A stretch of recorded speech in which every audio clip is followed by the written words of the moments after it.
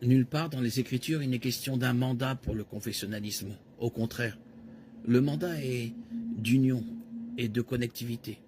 Ainsi, le problème est que l'histoire nous dit que le confessionnalisme est le résultat ou la cause de conflits et de confrontations qui conduisent à la division et à la séparation.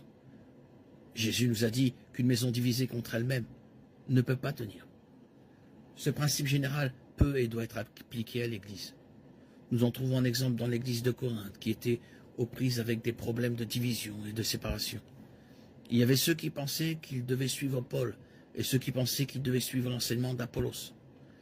1 Corinthiens 1,12. Ce que je dis, c'est que chacun de vous dit « je suis avec Paul » ou « je suis avec Apollos » ou « je suis avec Céphas » ou « je suis avec Christ ».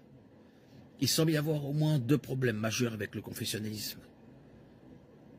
Cela seul devrait vous dire ce que Paul pensait des dénominations ou de toute autre chose qui sépare et divise le corps.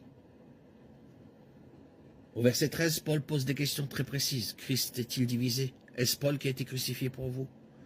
Ou avez-vous été baptisé au nom de Paul? Cela montre clairement ce que Paul ressent. Paul n'est pas le Christ, il n'est pas celui qui a été crucifié et son message n'a jamais été de nature à diviser l'Église ou à amener quelqu'un à adorer Paul au lieu de Christ. Évidemment, selon Paul, il n'y a qu'une seule Église et un seul corps de croyants.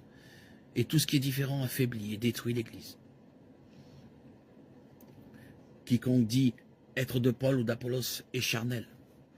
Voici quelques-uns des problèmes auxquels nous sommes confrontés aujourd'hui lorsque nous examinons le dénominationnalisme et son histoire plus récente. Les dénominations sont basées sur des désaccords sur l'interprétation des Écritures. Un exemple sera la signification, le but du baptême.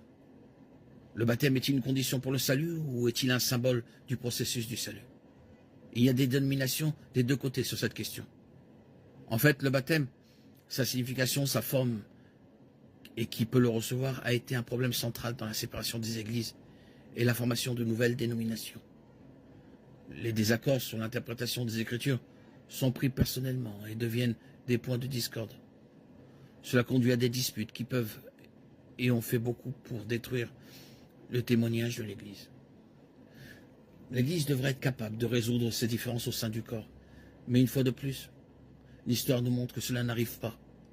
Aujourd'hui, les médias utilisent nos différences contre nous pour démontrer que nous ne sommes pas unis dans la pensée ou dans le but. Les dénominations sont utilisées par l'homme dans son propre intérêt. Il y a aujourd'hui des dénominations qui sont en état d'autodestruction car elles sont entraînées dans l'apostasie par ceux qui promeuvent leur agenda personnel.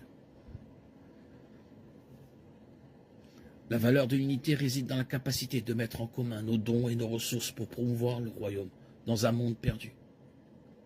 Et cela va à l'encontre des divisions causées par le confessionnalisme et les nombreuses dénominations que chacun veut s'approprier.